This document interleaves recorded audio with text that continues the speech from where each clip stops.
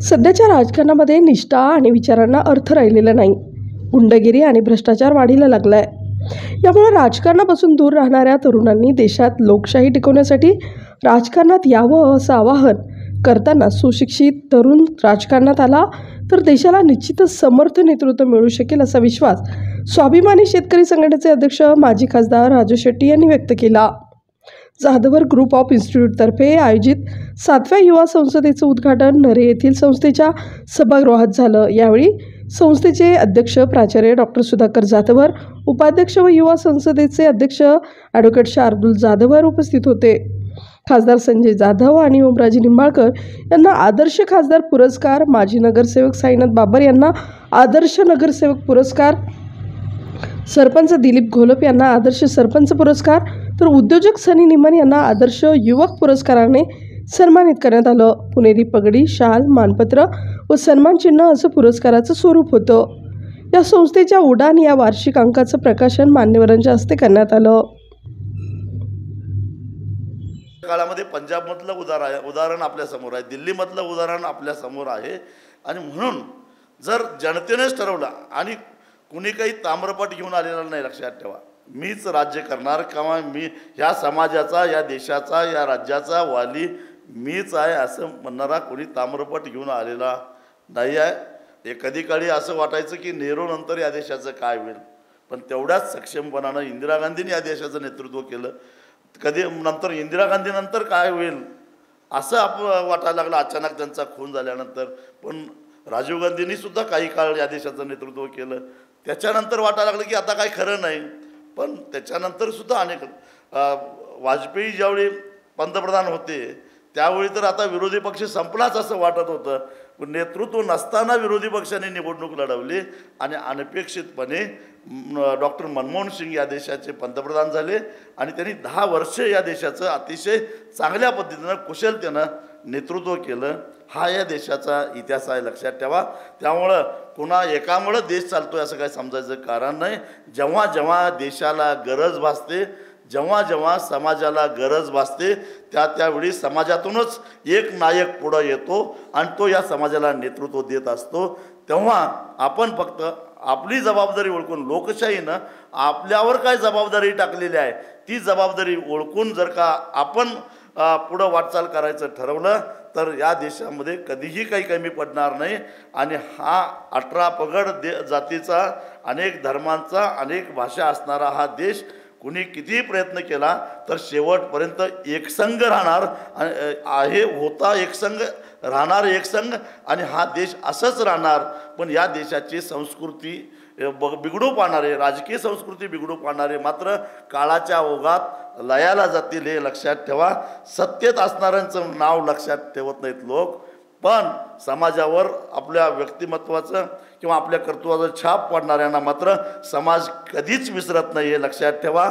महात्मा ज्योतिबा फुलेंचा सुद्धा पुण्याच्या नगरपालिकेमध्ये पराभव झालेला होता, पण ज्यानं पराभव केला त्याचं नाव आपल्याला माहीत नाही, पण महात्मा फुले पुढच्या अनेक पिढ्यापर्यंत माहीत असतील. बाबासाहेब आंबेडकरांचा पराभव झालेला होता, त्यांचा पराभव कुणी केला पुढची पिढी लक्षात ठेवणार नाही, पण आंबेडकरांना अनेक पिढ्या लक्षात ठेवलं जाईल. आणि म्हणून अशा पद्धतीचं काम करण्यासाठी मला राजकारणामध्ये यायचं आहे. मला इतिहासाच्या पानामध्ये माझा स्वतःसाठी किमान एक पॅरेग्राफ तरी राखून ठेवावा यासाठी काम करायचं आहे आणि म्हणून राजकारणामध्ये यायचं आहे. ही महत्त्वाकांक्षा तुम्ही घेऊन राजकारणामध्ये या. तुम्ही अजिबात अयशस्वी होणार नाही, 100% तुम्ही यशस्वी होणार एवढाच विश्वास व्यक्त करतो आणि इथंच थांबतो. धन्यवाद. शेवटी राजकारणामध्ये कटुता असावी, परंतु ती निवडणुकीच्या काळापुरती. ज्या दिवशी मतदान संपले, 5 वाजलेत, त्यानंतर आम्ही सगळे एका परिवारातले सदस्य आहोत, ही भूमिका उराशी बाळगून सातत्यानं माणसानं काम केलं पाहिजे. परंतु प्रस्थापिताला हे मान्यच होत नाही. आम्ही नाही तर कोणीच नाही, आमच्याशिवाय दुसरा होणे शक्यच नाही, अशी भावना सातत्यानं प्रस्थापितांनी ह्या ठिकाणी बाळगलेली आहे. आणि त्या अनुषंगानं सामान्य परिवारातल्या माणसाला राजकारणामध्ये प्रवेश करून ह्या ठिकाणी स्वतःचं अस्तित्व निर्माण करताना खूप यातना होत्यात, ही वस्तुस्थिती आहे. आता ही देशातली युवा पिढी आदर्श संसद,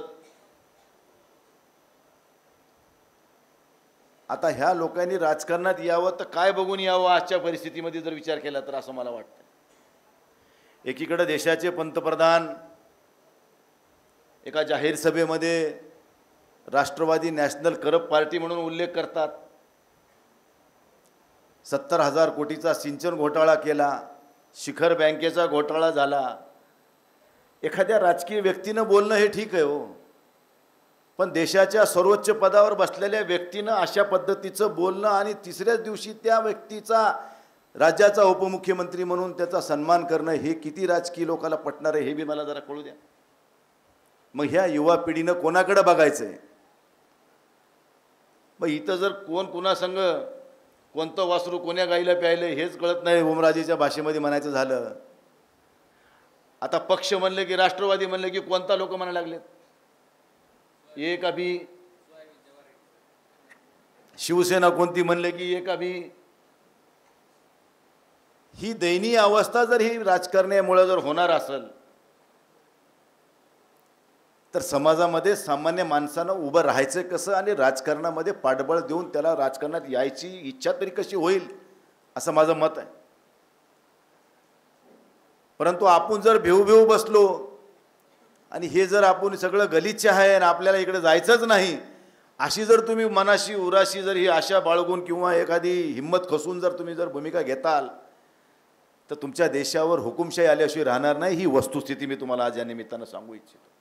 त्यामुळे तुम्हाला आम्हाला जागरूक राहावंच लागल. आम्ही तर आता एका वयाची मर्यादा ओलांडतोय, पण तुमची तर सुरुवात आहे. पण तुम्ही ही सुरुवात करताना नैराश्यातून नको, आशेतून केली पाहिजे. कारण शेवटी तुमच्यावरच सगळा देश अवलंबून आहे. तुम्ही घडवणार आहात उद्याची पिढी आणि त्यासाठी तुम्हाला स्वतःला सशक्त राहावं लागल. जे सशक्त राजकारणाची या ठिकाणी जी व्याख्या मांडलेली आहे ती सशक्त राजकारणाची व्याख्या मांडायची असेल तर प्रबोधनापासून दूर राहावं लागल. कोणत्याही आमिषाला बळी पडावं लागणार नाही. आणि जे सत्य आहे बघा, सत्य परेशान हो सकता है पराजित नहीं. त्यामुळे तुम्हाला सत्याची कास धरून चालावं लागल. निश्चित देशामध्ये परिवर्तन चांगल्या प्रकारचं घडून येईल, यामध्ये कुठल्याही मनामध्ये शंका बाळगायचं कारण नाही.